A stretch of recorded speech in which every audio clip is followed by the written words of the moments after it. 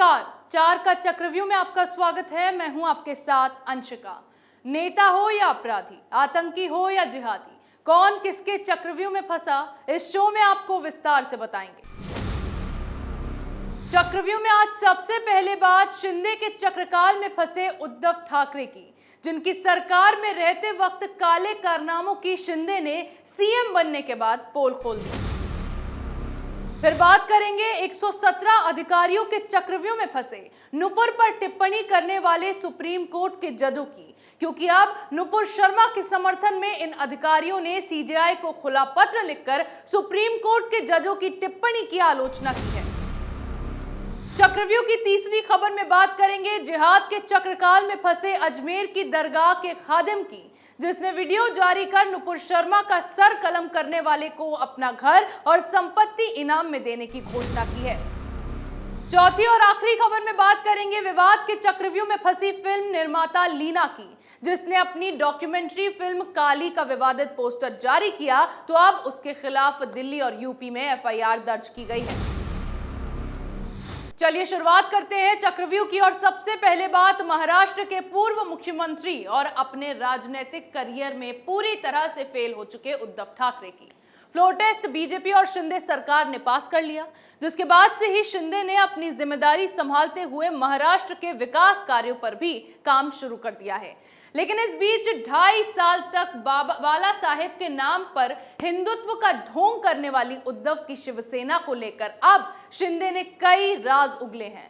विधानसभा में शिंदे ने उद्धव की शिवसेना को लेकर बड़ा खुलासा करते हुए बताया है कि शिवसैनिक हिंदुत्व के लिए आवाज नहीं उठा सकते थे और वीर सावरकर के बारे में भी नहीं बोल सकते थे, क्योंकि शिवसेना कांग्रेस और एनसीपी के साथ गठबंधन में थी। इसीलिए जब जब महाराष्ट्र में हिंदुत्व के लिए आवाज उठाने की बात आई, चाहे वो लाउडस्पीकर पर अजान का मुद्दा हो, चाहे हनुमान चालीसा का, उद्धव ठाकरे ने कभी अपना स्टैंड क्लियर नहीं किया। ऐसे ही 2.5 साल में कई बार कांग्रेस ने वीर सावरकर का अपमान किया, लेकिन तब भी उद्धव ठाकरे ने अपने मुंह पर ताला लगा लिया। ना उद्धव ने खुद कुछ बोला और अपनी तानाशाही के तहत शिवसैनिकों को भी चुप रहने के लिए मजबूर किया। इसके अलावा दाऊद के साथ संबंध रखने वाले मंत्रियों के खिलाफ कार्रवाई करने से रोक दिया गया। इसीलिए नवाब मलिक जैसे नेताओं पर कार्रवाई में जब तक केंद्र सरकार ने हस्तक्षेप नहीं किया, तब तक वो खुले घूमते रहे। फिर आगे शिंदे ने 2019 में उद्धव की बीजेपी से की गई गद्दारी पर भी राज खोले, जिसमें बताया गया कि 2019 में भाजपा महाराष्ट्र में शिवसेना से उप मुख्यमंत्री बनाने के लिए राजी हो गई थी, लेकिन उद्धव ठाकरे के नेतृत्व वाली पार्टी सीएम की कुर्सी चाहती थी।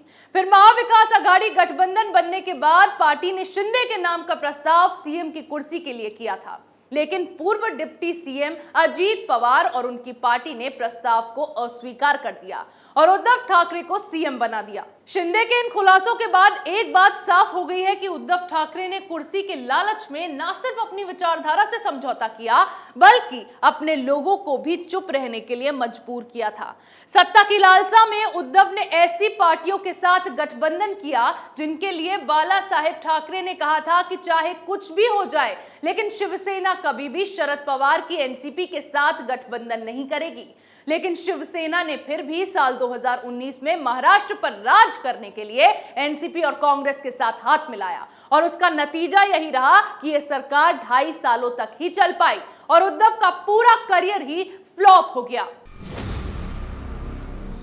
यहां एकनाथ शिंदे ने उद्धव ठाकरे की पोल खोली, तो वहीं नुपुर शर्मा के समर्थन में अब 117 अधिकारियों की फौज उतर आई है। सुप्रीम कोर्ट ने जिस तरह की टिप्पणी नुपुर पर की, पैगंबर पर टिप्पणी के मामले में उन पर दर्ज की गई एफआईआर को एक जगह इकट्ठा किए जाने की याचिका को खारिज किया और कन्हैया लाल के लिए, उसकी हत्या के लिए नुपुर को जिम्मेदार बताया। उसके बाद 15 सेवानिवृत्त जजों, 77 रिटायर्ड नौकरशाहों और 25 पूर्व सैन्य अधिकारियों ने सीजेआई को खुला पत्र लिखा है, जिसमें नुपुर शर्मा पर सुप्रीम कोर्ट के दोनों जजों की टिप्पणी को दुर्भाग्यपूर्ण और गलत उदाहरण पेश करने वाला करार दिया गया है। पत्र में सुप्रीम कोर्ट के दोनों जजों जस्टिस सूर्यकांत और जस्टिस जेबी पारदीवाला की ओर से की गई ताजा टिप्पणी को लक्ष्मण रेखा का उल्लंघन बताया गया है और कहा गया है कि ऐसा होने के बाद अधिकारियों को इस पर बयान जारी करने के लिए मजबूर होना पड़ा। अधिकारियों ने आक्रोशित होते हुए अपने पत्र में यह तक लिखा है कि ऐसा अपमानजनक तरीके से कानून का उल्लंघन न्यायपालिका के इतिहास में आज तक नहीं हुआ। इन बयानों या याचिका से कोई लेना देना नहीं है। नुपुर शर्मा को न्यायपालिका तक पहुंचने से मना कर दिया गया और ये संविधान की भावना के साथ साथ प्रस्तावना का भी उल्लंघन है। पत्र में यह भी लिखा गया कि विश्व के सबसे बड़े लोकतंत्र की न्यायपालिका के इतिहास पर ये टिप्पणियां धब्बे की तरह हैं। इस पर आपत्ति जताई गई है कि याचिकाकर्ता को बिना किसी सुनवाई के दोषी ठहरा दिया गया और न्याय देने से इनकार कर दिया गया, जो किसी लोकतांत्रिक समाज की प्रक्रिया नहीं हो सकती। सुप्रीम कोर्ट ने जो टिप्पणी नुपुर पर की है उससे जिहादियों को खुला बढ़ावा मिल गया है। जजों की टिप्पणी ने न सिर्फ उदयपुर में हुई कन्हैया लाल की हत्या को जस्टिफाई किया है, बल्कि अमरावती में उमेश की हत्या को भी जिहादियों द्वारा सही ठहरा दिया गया है, जिसके बाद से ही जस्टिस सूर्यकांत और जस्टिस जेबी पारदीवाला की इस टिप्पणी की आलोचना की जा रही है। और अब 117 अधिकारियों की फौज को नुपुर के साथ हुए इस अन्याय के लिए आवाज उठानी पड़ी है, जिसके लिए सुप्रीम कोर्ट के जजों को अपनी टिप्पणी अब वापस लेनी ही होगी, वरना इस मामले में बवाल आगे तक जाता दिखाई दे रहा है। नुपुर शर्मा की याचिका पर सुनवाई करते हुए सुप्रीम कोर्ट के जजों ने जो टिप्पणी की और फैसला दिया, उसके बाद कट्टरपंथियों को किस तरह से बढ़ावा मिला है उसका एक नमूना भी सामने आ गया है। अजमेर के हजरत ख्वाजा मोइनुद्दीन हसन चिश्ती की दरगाह के एक खादिम, इसका एक वीडियो सोशल मीडिया पर वायरल हो रहा है, जिसमें यह मुसलमानों को बरगलाता दिख रहा है और नुपुर शर्मा को जान से मारने की धमकी दे रहा है। इतना ही नहीं, उसने नुपुर की गर्दन काटने वाले को अपना मकान और संपत्ति देने तक का ऐलान किया है। इस खादिम की पहचान सलमान चिश्ती के रूप में की गई है। हैरानी की बात तो यह है कि यह वीडियो ऐसे समय में आया है जब कुछ दिन पहले अजमेर दरगाह के दीवान जैनुल आबिदीन अली खान ने दावा किया था कि भारतीय मुस्लिम देश में तालिबानी मानसिकता को कबूल नहीं करेंगे। लेकिन अब यहाँ सलमान चिश्ती इस तरह की भड़काऊ बयानबाजी कर मुसलमानों को बरगलाने का काम कर रहा है। अब पहले तो आप भी जरा सुनिए कि ये खादिम बोल क्या रहा है। जिसने पैदा किया है मेरी उस माँ की, मैं उसे सरेआम गोली मार देता, मेरे बच्चों की कसम में गोली मार देता। और आज भी कुछ भी नहीं है, सीधा ठोक के कहता हूँ, जो नुपुर शर्मा की गर्दन लाएगा, who will ever like give me that, मैं अपना उसे ये घर दे दूंगा, पूरा रास्ते में निकल जाऊंगा। ये वादा करता है सलमान, ख्वाजा का इतना गुलाम, डूब मरो। इधर तुम्हारे आका की शान के ऊपर जो सवाल उठा दिए। रो रो कर वीडियो में ये नुपुर का सर तन से जुदा करने वालों को इनाम देने की बात कर रहा है। खादिम खुद को ख्वाजा का सच्चा सिपाही बता रहा है और मुस्लिमों को भड़काने की कोशिश कर रहा है। अब यहीं पर इस ढोंगी सलमान की कुंडली खंगाली जाए तो ये हिस्ट्री शीटर भी है।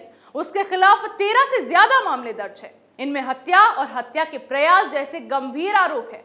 और खुद को सच्चा मुसलमान बताने वाले इस सलमान की हालात अब देखिए।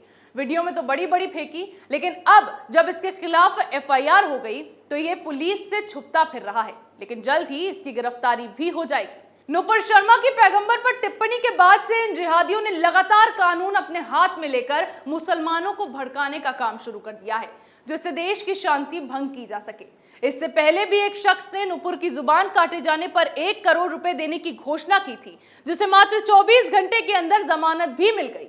वहीं राजस्थान की पुलिस व्यवस्था में तो इस तरह जंग लगा है कि सामने लोग खड़े होकर कत्लेआम की बातें करते हैं और पीछे पुलिस तमाशबीन खड़ी देखती रहती है। और फिर सुप्रीम कोर्ट की टिप्पणी ने भी इनमें 4 चांद लगा दिए हैं।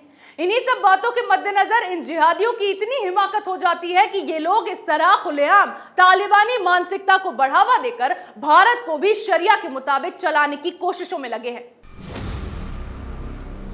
एक तरफ तो नुपुर के खिलाफ लगातार इन जिहादियों ने माहौल बनाया हुआ है, दूसरी तरफ इनका पाखंड ऐसा है कि पैगंबर पर टिप्पणी करते ही इन्हें दर्द उठ गया। तो वही हिंदू देवी देवताओं का मजाक उड़ाने में जरा इन लोगों की जुबान नहीं लड़खड़ाती है। ऐसे ही फिल्म निर्मात्री लीना मणिमेकलाई ने अपनी डॉक्यूमेंट्री फिल्म काली का पोस्टर जारी किया है, जिसमें मां काली के 4 भुजाओं के प्रतिरूप में एक महिला को दिखाया गया। माथे पर तिलक लगाया हुआ है और हाथों में त्रिशूल और बाकी अस्त्र है। वहीं एक हाथ में सिगरेट है जो मुंह से लगी हुई है और दूसरे हाथ में LGBTQ का झंडा दिख रहा है। इस पोस्टर के बाहर आते ही सोशल मीडिया पर हंगामा मच गया है और इसे लेकर नया विवाद भी खड़ा हो गया है। लोगों ने पुलिस और गृह मंत्रालय से तुरंत ही इस मामले में हस्तक्षेप कर पोस्टर बनाने वाले के खिलाफ सख्त कार्रवाई की मांग की है। अब हिंदुओं की देवी काली का विवादित चित्रण कर अपनी डॉक्यूमेंट्री बनाने वाली लीना के खिलाफ यूपी पुलिस ने एफआईआर दर्ज की है। इससे पहले दिल्ली में एक वकील ने लीना के खिलाफ शिकायत देकर एफआईआर की मांग की थी, जिसके बाद दिल्ली की आईएफएसओ यूनिट ने भी लीना के खिलाफ मामला दर्ज किया। दिल्ली पुलिस की आईएफएसओ यूनिट ने आईपीसी की धारा 153 और 295 के तहत लीना पर एफआईआर की। वहीं 4 जुलाई को यूपी पुलिस में दर्ज हुई एफआईआर उसमें लीना मणिमेकलाई, प्रोड्यूसर आयशा, एडिटर श्रवण उनाचन का नाम है। इन पर आरोप है कि इन्होंने जानबूझकर आपराधिक साजिश, धार्मिक भावनाओं को आहत और शांति भंग करने के लिए ऐसा काम किया। इन सभी के बाद हिंदू देवी काली को अपनी फिल्म में सिगरेट पीते हुए दिखाने वाली लीना के पुराने ट्वीट्स भी वायरल होने लगे हैं। इन ट्वीट से पता चलता है कि वो हिंदू फोबिक मानसिकता से ग्रसित है। लीना को भाजपा से और नरेंद्र मोदी से भी खासी नफरत है। ये हिंदू देवी देवताओं का मजाक उड़ाने वाले जुबैर की समर्थक भी बताई जाती है, जो इस वक्त जेल में है। यही लोग हैं जो पैगंबर पर नुपुर की टिप्पणी को लेकर मुसलमानों को बरगलाने का काम करते हैं, उस पर छाती पीट रहे हैं। लेकिन वहीं जब हिंदुओं की देवी काली का इस तरह अपमान किया गया, तब जुबैर की गिरफ्तारी पर छाती पीटने वालों में से कोई सामने नहीं आया। अब लगातार इस फिल्म को दिखाए जाने से रोके जाने की मांग की जाने लगी है। कनाडा तक से इस लीना को लताड़ पड़ी है और अब एफआईआर भी दर्ज की जा चुकी है, जिसके बाद जल्द ही ये जुबैर समर्थक जुबैर के ही पास जेल में जाती दिखाई दे रही है। चक्रव्यूह में मेरे साथ आज इतना ही। कल फिर कौन किसके चक्रव्यूह में फंसेगा, नए मुद्दों के साथ पेश होंगे और दिखाएंगे कई और सनसनीखेज खुलासे। तब तक के लिए देखते रहिए कैपिटल टीवी।